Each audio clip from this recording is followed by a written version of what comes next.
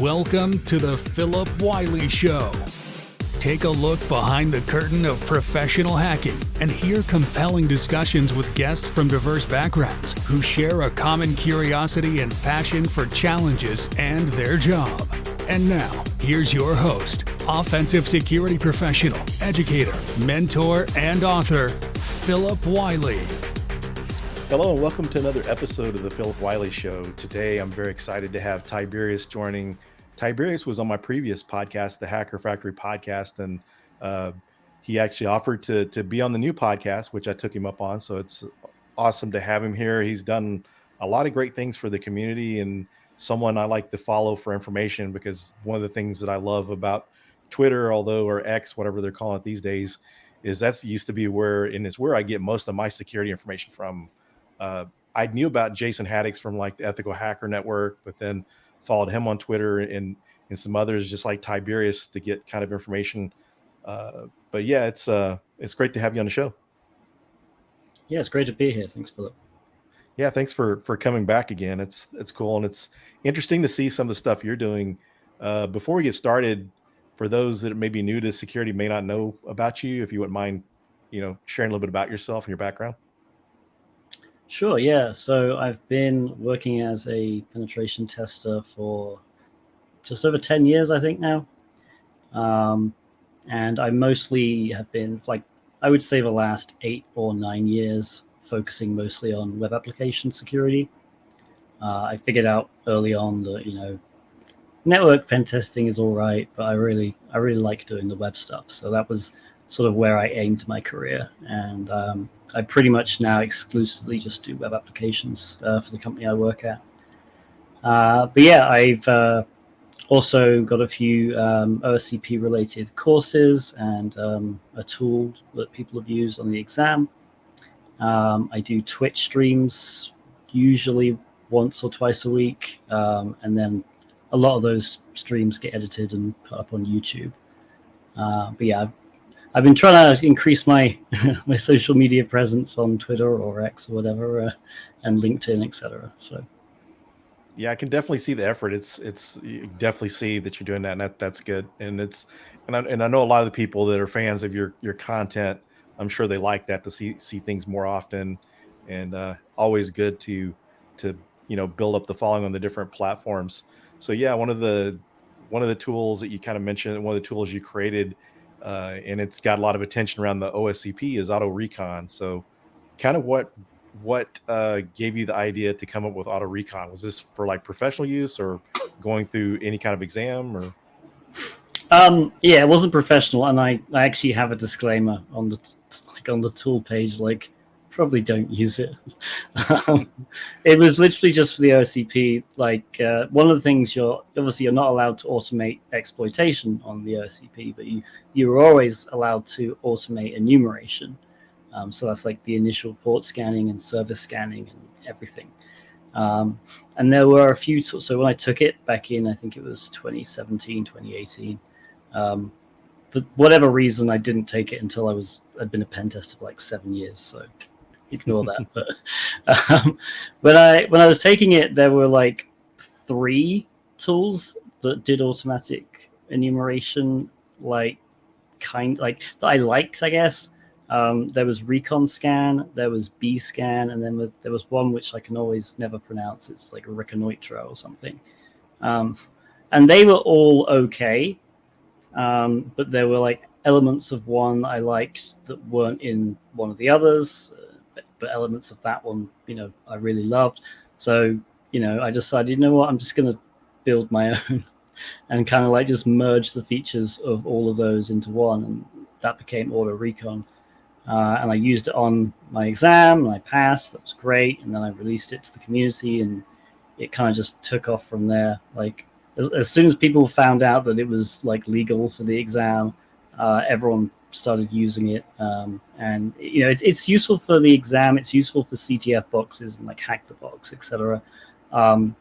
It's not. I wouldn't use it against real networks. I know people have, and they're I used it against 1,000 hosts, and it's still running. And it's it's not really designed for 1,000. I mean, it will eventually stop, but it's not really designed for that kind of thing.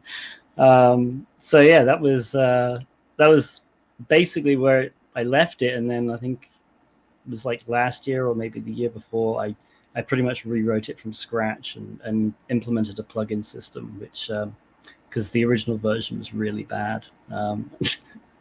I regret coding that, but yeah, the Autorecon 2 is miles better. Very cool. So do you do much coding or scripting or whatever in automation during your day job? To some extent, it's not really. It's, to be honest, it's mostly burp extensions.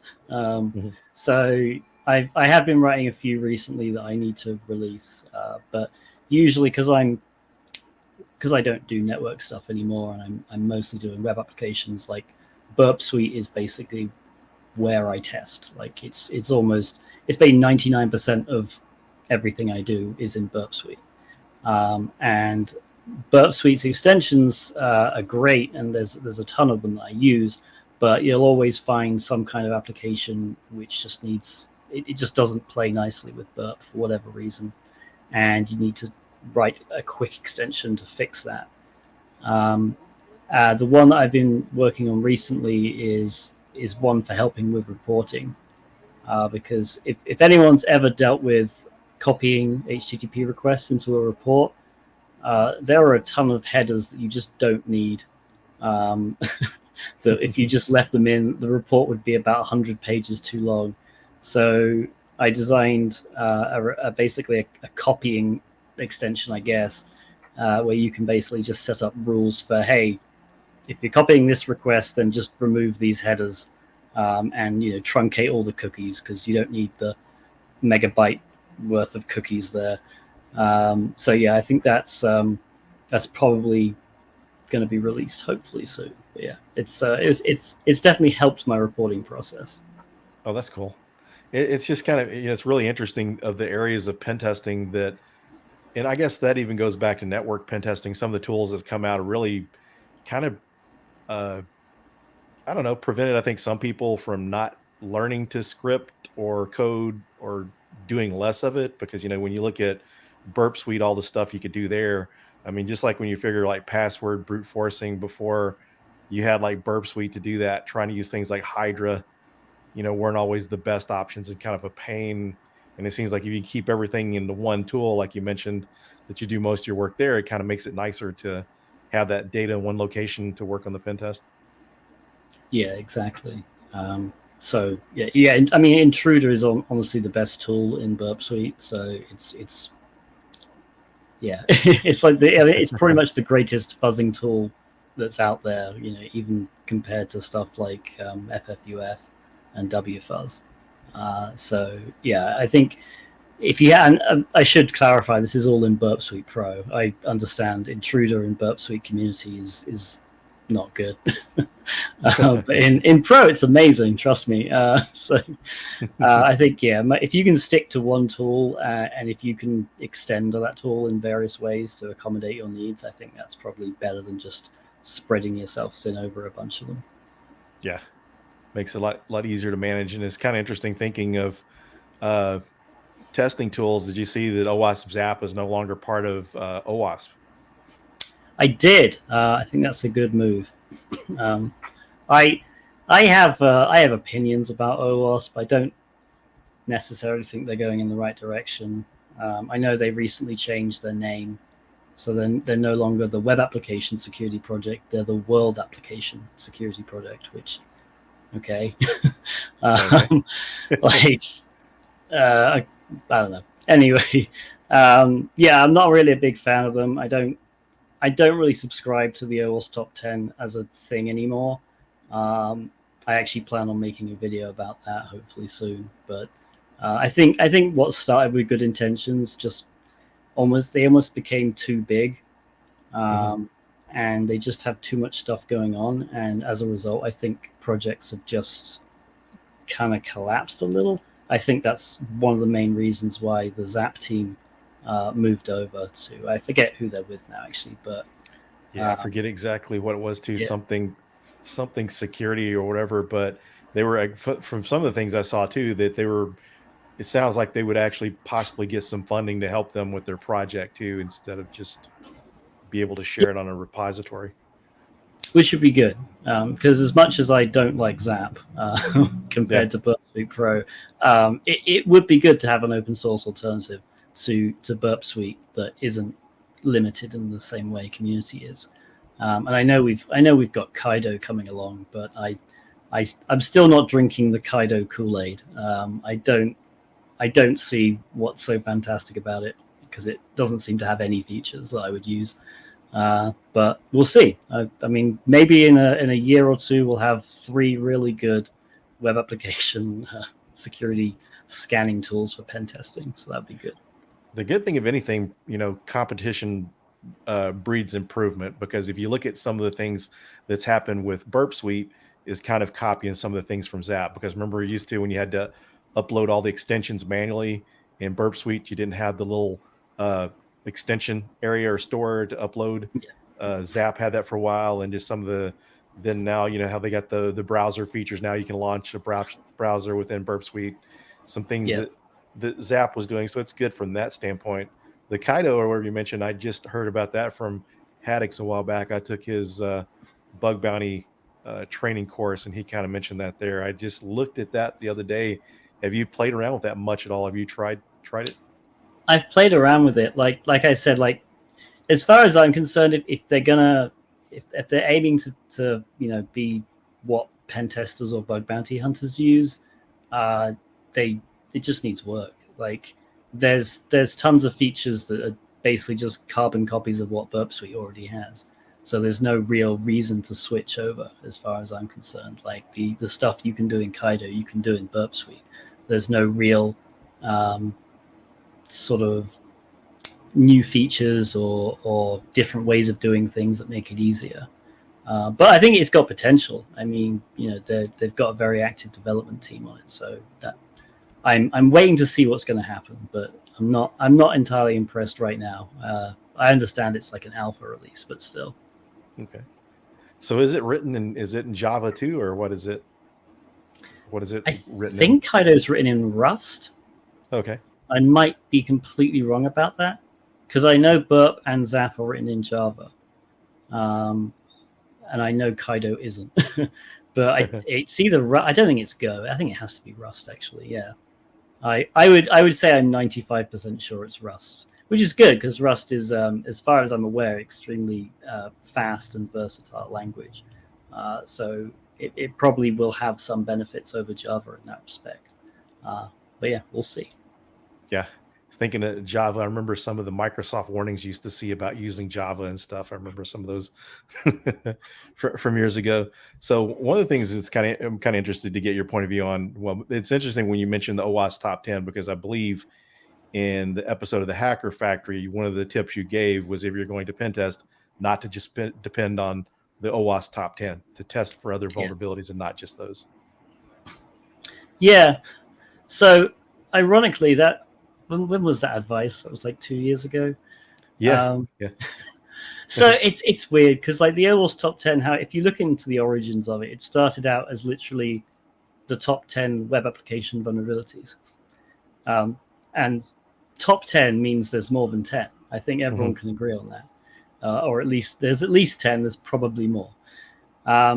And they treated it like that for a while. But what I think happened, and I might be completely wrong about this, and this might just be my fanciful imagination, but I think what happened is people just started taking it as, hey, these are 10 vulnerabilities we can say we're testing for. Like, if you go to do a web app pen test, the company says we test the OWASP Top 10. And it kind of becomes like a buzzword. And then that slowly convinces everybody, well, the OWASP Top 10 is what people should test, not just though it was literally a measure of these are the most common. It's not these are all of them. And as a web app pen tester, you should be testing for all of them. You should definitely test the OWASP Top 10, but you should be testing the OWASP Top 100 if there is one. But what I think happened is that like people started thinking of it as these are the only vulnerabilities, and instead of correcting that view, OWASP went down the route of basically, instead of vulnerabilities, they just made 10 categories. And if you look at the OWASP Top 10 today, and just name a random web application vulnerability, you can fit it on the OWASP Top 10. If not, because number 4 is insecure design. And if you think about it, every single vulnerability is an insecure design of some kind. So that's the catch-all category on the OWASP Top 10. But I think, as soon as they had an injection category and they just shoved SQL injection and command injection and now XSS, which is an injection, I agree. If there is a category, it should be in. XSS is practically JavaScript injection. But yeah, they're all in the injection category now.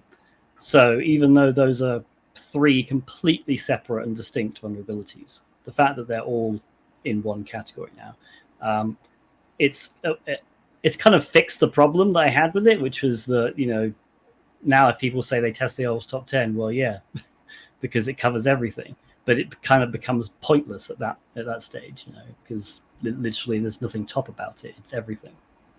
Yeah, that's an interesting thoughts there. But yeah, not definitely the top 10 vulnerabilities anymore, but categories. That's interesting. So one of the things too, I think is kind of interesting because I, see posts on content about Burp Suite, and one of the things that's kind of interesting about web app pen testing is like some cases people are just testing for vulnerabilities. They're really not trying to exploit stuff. And I saw something a while back where someone posted on Portswigger's site about how can I get a shell using Burp Suite, and they kind of responded back, that's really not the goal of this tool. And so I just find it kind of interesting because people with more of the pen testing background, you're going to try to exploit things if you can. So with that mindset, what is your kind of thoughts on that? Do you believe in that just testing for vulnerabilities, or you believe in digging deeper and see if it can be exploited past just finding a vulnerability? Yeah, that's a great question. It's a complicated one because it really depends on the scope of the test. And I think the main reason they might have said that, Portswigger, is generally speaking, if you're on a web application engagement, the scope is like literally just the web application. If you're in a broader like internal network and web applications happen to be there, I think there's more merit to trying to go further and exploit stuff to get like a shell. The reason why you might not, and it goes back to something that my first boss told me when I first got into pen testing, which is it's okay to like try and exploit stuff and get shells, but ultimately, if you know that something's theoretically possible, like if you have a command injection, right? Theoretically, yeah, if you can execute commands, you can definitely get a shell at some point. It's just a matter of time. But at the same time, if the customer fixes the command injection, can you still get a shell? Well, no. So it's kind of a balance between how much work or effort do you put in trying to fully exploit something. Because definitely, if you can show the damage that you can do, that's great for the report. But at the same time, if you can at least just exfiltrate some data from a command injection without fully getting a shell, that's still bad. And if the solution is going to be the same either way, I think rather than like waste 3 hours trying to get a shell when you could have been testing other things and potentially found worse vulnerabilities, I think that's probably the better way to do it. So it really depends on the scope. It depends on how much time you have on the test. And it depends on how much you think a customer is going to need convincing that this is a really bad issue. And generally, I think most customers don't need too much convincing, especially if you can at least get some kind of command execution, even though it's not a full shell. Yeah, I like that. It's interesting. And one of the things to think about, you mentioned too, is wasting your time. So, if someone's at the end of a pen test or they're spending too much time trying to exploit it, and then the time's up and you're writing the report, there's things that you could have missed. So those are some great points. Yeah. It's like blind SQL injection or time-based SQL injection. Yeah, you could dump the entire database, but it's going to take hours. So there's no real point to doing it. Certainly look for things. If there's a users table, try and extract one row. But yeah, I think too many people try to just get as much as they possibly can from one single vulnerability, when realistically you just need some proof to go in the report. So since you kind of you mentioned you like several years ago went into specializing in application pen testing. So do you feel like that's a really a better way for someone to get better at a specific type of pen testing to specialize instead of trying to know it all? Yeah, there are definitely some people who can basically know everything or learn everything. John Hammond is a great example. I don't know how he does it, but uh, I think there's most part, if you are going into pen testing and you're completely new, spend the first couple of years doing everything. Signing on to externals, web application, internals, social engineering, everything you can get your hands on, and just see what you like doing. And at that point, you can start to specialize and take courses and certs in that specific area, and then you'll become a subject matter expert, and you'll be worth more to the company, because they'll know that they can just throw you all the web application tests, and you'll do a good job. But I think if you try and study everything, the problem is pen test. Like cybersecurity is a huge field. Pen testing is a huge field. It didn't used to be that way, but it's just grown. And I just don't think anyone can realistically keep up in if they were doing absolutely everything. I think it's very, very hard. I don't think you'd have any social life. So I think specialize in something and learn that thing and learn it well, and you'll be fine. That's a good point. One of the interesting things about that too is you'd never imagine anyone on the blue team. Well, maybe there's some people that expect and want to know every bit of blue team. So I guess it makes Right. sense when you look at the offensive security side. Why would you want to do every single thing? Because it'd be so tough to keep up with.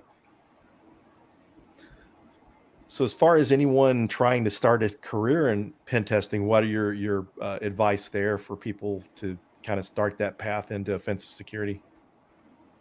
Yeah, I think every time everyone asks me this question, I say I'm really the wrong person to ask, because, like, I think I said maybe last time on the show, like, I kind of tripped and fell into pen testing. I left university with a master's in information security, and then I started at an auditing company, a computer security auditing company, writing checks for their auditing product. And then after like 6 months of that, I was like, you know what, I can be a pen tester now. And I applied to, I think it was 3 pen testing roles, got turned down from the first one, accepted at the second one, and then I think I skipped the third one because I already had an offer. So yeah, but that doesn't happen anymore. This is back in 2011, 2012. So yeah, that's kind of impossible. So my advice would just be honestly pretty meaningless. The only thing I can speak of from experience is I know for sure bug bounty stuff definitely counts for experience. And from personal experience at my company, one of the guys we hired recently was in the top 50 at BugCrowd, and before that he just been in college. So he had literally no real experience. He was working at NCC for a bit, but then NCC basically laid him off. And so what was really the experience he had was bug bounty hunting, and a lot of it. So I think especially if you like web application security already, then bug bounty hunting is a great thing to go into, because you'll get some experience at least, even if you don't make too many bounties, or even if you just do the free programs. The fact that you'll have so much experience actually testing real applications is a good way to go. Yeah, and one of the things I think for people to consider too is if you're doing bug bounty and you're finding duplicates, you're still finding vulnerabilities. And if you're doing a pen test, you're the only one on the pen test. You would have found those during a pen test. Exactly. So I know you've got some courses on Udemy. If you wouldn't mind sharing about your courses that you have on Udemy. Yeah, so they're on Udemy and Hackers Academy, and also my own courses.tiberius.com. But they're basically right now they're OSCP themed courses on privilege escalation. So there's one for Windows and one for Linux, and if you go to my site or Hackers Academy, you can buy a bundle, which is both of them. But those were designed mostly because after I took the OSCP, a lot of people complained that the privilege escalation section of the course was lacking. And at the time, there were 5 boxes in the exam, and 3 of them needed privilege escalation. So actually, I think it was 4 maybe. But the fact that the OSCP is weird because obviously it's that kind of exam where they do teach you stuff, but the whole thing is try harder. You got to go research things yourself. And I think the problem with that approach is they over-taught the sort of initial exploitation side of the course. And then they just left the privilege escalation. So they did teach a few methods, but it just wasn't enough. So those courses were designed at sort of trying to teach at least as many methods as you might encounter on the OSCP exam. And they've helped, I think 15,000 students so far have bought them. So that's pretty good. I know a lot of people have said that they were, the reason that they passed because they found a privilege escalation technique in the exam that they'd learned on the course. So I think that's a testament to, they're still good, I think. But I am actually working separately on a web applications security course, which I'm hoping to release in the next few months. Very cool. But that's I've been working on that for ages. So yeah, fingers crossed. So if people purchase the courses, which way benefits you the best for them to get the courses? Right now, I think either Hackers Academy or my own site. Udemy is a bit weird with their the amount of money you get. If you get it with the coupons, I get more. So I always tell people check out my Twitter. My pinned tweet is almost always links to the courses with coupons. So if you can get them with a coupon, don't think you're saving money by taking the coupon off and spending more. Because you're not. Most of the time, I'm getting more with the coupon, ironically, than I would if you didn't use it. So it's kind of amusing. That is interesting. Yeah.